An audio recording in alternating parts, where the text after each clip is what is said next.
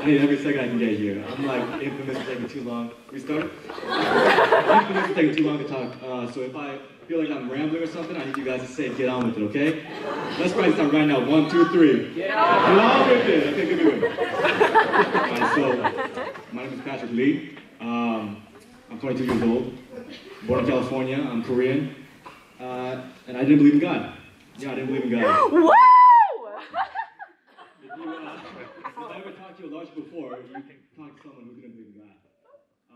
And so I would come here all the time, expecting the message to hit me, you know. And I just see the sign and think, oh wow, I believe in God now. What a miracle. So every time I came here, and nothing happened, you know. I just felt the message, and I just went on with my life of not believing God. But let me tell you a little bit about how I grew up, give you some context, So I was born in Los Angeles, California, and I moved when I was real young because my parents divorced. So me, my mom, and my older brother, he's 6 years older than me. We went to Mukilteo over here in Washington. If you don't know Mukilteo, it's about 30 minutes from everything. It's one of those places, one of those places. So I lived there with my older brother, and six and a half years is a decent, gap of time. And so we never had that strong relationship together. But when I was in 2nd grade in Mukilteo, so he must have been 8th grade, but in 8th grade he started, getting into like drugs and alcohol, crime, all that stuff, you name it, he did it. He did everything he could do. And so he, got with the wrong crowd, and eventually he dropped out of high school too. And so, it was already not that great a relationship, but he was, in and out of the house, doing all sorts of crimes and stuff, going to juvie. And so I never really got a chance to know who he was, which was fine to me, house to myself.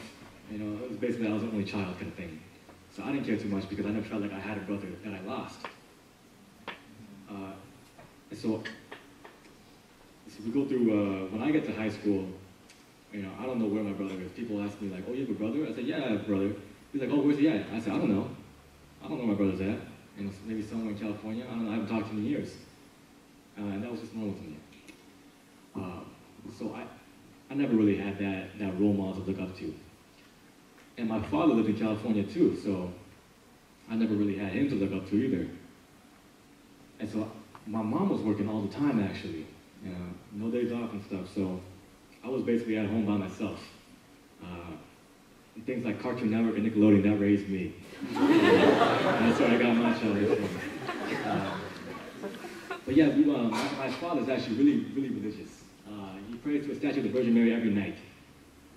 But when they divorced, we stopped going to church. I said, oh, yes, I can sleep in now. I don't gotta wake up on Sunday, because I'm a kid, and I want to sleep. Even still, I want to sleep. And so my mom was always working, so she never went to church either. So there wasn't really like that much influence, except for one person. I went to elementary school, one person here, Mitchell Yin. And he would always invite me to church. A place called Cornerstone, and I went for a little bit. But I think at one point they moved it up by 1 hour. I said, no, I can't do that.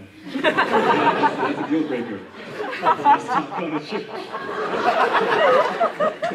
And the next time I went to church, next time I went to church, I'm going to fast forward a whole lot, but so after high school, I went to join the military. I'm in the Army Reserves. And when I was in basic training, they had to respect your religion, so if you got a religious service, you could go to church and get away from the drill sergeants. But if you're atheist, you gotta stay and clean the barracks. So I said, oh, sign me up for church. And in the military, there's not a lot of there's not a lot of Asian people, I'll say that. Maybe 2%. And the first time I got there, the first person I spoke to, he said, are you Asian or Chinese? I said, well, I'm a long ways away from home. These are the questions I'm getting. And so the friends I made, I wanted to go to church with them. So I went to gospel church with the friends I made. And that was the first time I jumped into church in a long time. And when I get to gospel church, there's a guy greeting people at the door. He's an old guy. Me and my friend are there. And my friend walks forward in, and he says, God damn, you ugly. And I'm laughing like, ha, ha, ha. And he's like, I don't know why you're laughing, you're uglier than him. I said, I don't want to go to gospel church anymore. These people are ruthless. I don't know if you got to the gospel church before. There's a lot of energy, a lot of powerful vibes there. And still somehow I fell asleep. I don't know how I did it, but I did it. And so I would go every Sunday and fall asleep at gospel church because anything to get away from the drill sergeants, you know. But after I finished basic training, came back to Washington, went to SPU. And it's a very religious school, but you know, I was too used to not going to church, so I didn't really care. I didn't look for opportunities to go to church. But you know, in the back of my head, there's Mitchell again. Hey, come to small group, come to large group, all this and whatnot. And I went to large group. The first time I came here, I just stood off to the corner judging people. Because I felt so, I didn't know anyone here. There's so many people to not know. You know, and I felt like isolated. You know, so what's the best thing I can do? Judge people. You know, that's what I'm best at. But, you know, there was a point where my brother sort of came back into my life a little bit. He was actually at risk of going to prison. And so my mom, who's not religious at all, she started going to church. And she said, hey, Patrick, Nick's going to go to prison. He's going to court right now, so I need you to pray for him. I said, yeah, okay, I'll do what I can. I said, God, you know what to do. Get him out of there. And I never knew how to pray. Even still, I don't know how to pray. When people say pray for each other, I say, please don't make me pray. I don't know how to pray. I'm working on it. And so I said, you know what, maybe I should start going to church. Pray with my mother. Because she's putting this effort in. She gets one day off of work, you know. And she's dedicating that 3 hours a day, 3 hours on one day going to Bible study, even though she works every other day. So, you know what, let me do my part. Let me go to church with her. And so even as SPU, Yoshi, my friend up there, he invited me to church out there too. And Mitchell invited me to small group. And now I came to small group, and I met two of the kindest people I've ever met in my life. The leaders, Karen and Sonny. And so I saw them, I said, wow, I want to be like these people. What can I do to be like them? Because the way they live is just so selfless. It's incredible, and I see this, and I think I need to be exactly like this. That's where I want my life to go. I think, oh, is this what being a Christian's about? Because sign me up then. Sign me up. I want this life. And so I go to small group more. And the scripture, you know, it is what it is. I'm not really looking at scripture. But eventually I keep going, and a little bit of scripture starts to hit me. I said, oh, that's kind of interesting. Let me get a little more of that. A little more of that. Because I'm actually interested in this now. And so I keep going, and eventually Mitchell invites me to more events and stuff, and I started going to a large group. And it's still a little bit difficult. I'm still working at it. But you know, I come here, I listen to the messages here. I said, okay, I'll buy into it. I'll buy into it. How can I walk further down this path? Because all the time it seems like I'm listening to messages, but it's not hitting my heart, you know? I'm just reflecting it off. And so I started going to Connection 2. So I would come on Tuesday, Wednesday, and Thursday. And I go to SPU right now.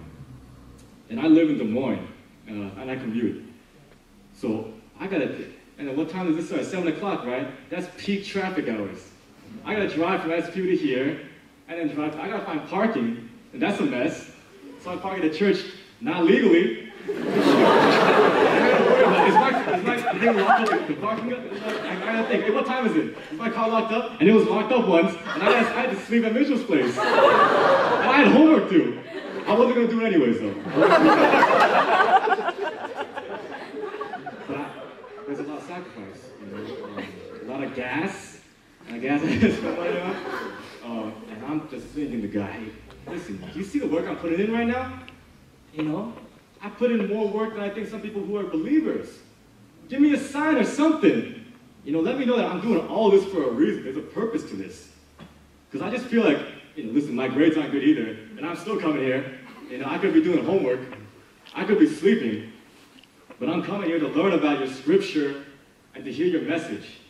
And I just don't feel like it's worth it. So give me a sign, God.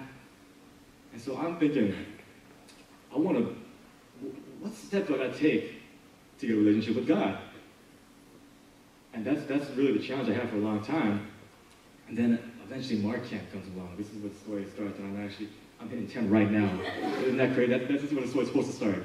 I apologize. I'll try to speed it up here. And so Kara says, hey, how do you feel about Mark Camp? I said, yeah, sign me up. And she says, really? I said, no. And then eventually later she asks again, she says, hey, I think you should go Mark Camp. I said, you know what? Don't even let me think about it. Just send me there. Take me there. If I think about it, I'm going to convince myself not to go. So take me there, because I think that's the right step to be in. So I go to Mark Camp, right? Never read the Bible in my life. I have no idea what I'm getting into. And I prefer it, to be like that. And so we're studying the scripture, feels like I'm reading Harry Potter. And it's a story about a guy. Okay, cool. I don't think he's real. Doesn't feel like it's real. It just feels like some story that some guy wrote. And so I'm thinking like, man, I hope I did not waste my spring break just to read Harry Potter. And so there's one, can we get the slide? Thank you.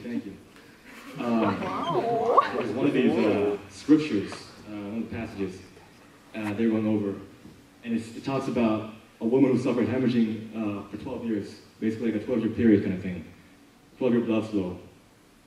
And so I'm reading this, I think this does not relate to me at all. I'm not a woman, I'm a dude, I don't have these problems. How ignorant, right? But this goes somewhere. And so there's two other stories that come out this passage. And at the end, the teacher says, hey, go next to the story that you think you relate to the most. And I think it's definitely not this one. Definitely not this one at all. And she says, if you relate to the woman who wants to reach out for a new life, go here. I say, oh my God, that's me. I'm like the only one there. And one of the teachers, her name is Sarah Chen, she said, hey, you want to talk? Because I'm here to talk. And normally I'd be like, no, I'm good, thank you. And I'll just sit there thinking about what's for breakfast tomorrow. Is it cinnamon rolls? I don't know, maybe not. But I said, I'm a Mark Camp. I'm here to learn. So I said, yeah, I'd like to talk. And I tell her about my faith. I tell her how it's so hard for me to try to believe this. And I try to take that step and have a relationship. And she says, so what are you waiting for? I said, I'm waiting for the right time. I'm waiting for, when everything's perfect, all the stars align, and I have a right time to really believe in God. I get a sign. And she says, you're going to be waiting for a long time then. I said, why is that? I said, because when you have faith in something, having faith means you're not 100% sure that it exists, that it's real. Faith is taking a chance, It's, taking trust in something. It's taking a leap. I said, oh, okay. Sign me up for that then. I said, how do I have faith? And she said, you gotta trust God. I said, okay, let me try that out. And so I wake up the next day, and I say, okay, how am I gonna have faith in God? Am I gonna have faith that, the sun shines and we don't have rain again? No, I don't think it's supposed to be like that. So I said, you know what, it's the last day of Mark Camp. I said, I have faith that this scripture will actually reach my heart and that I'll understand what's going on. And so I go through the day. First session, I'm falling asleep, I'm doing good.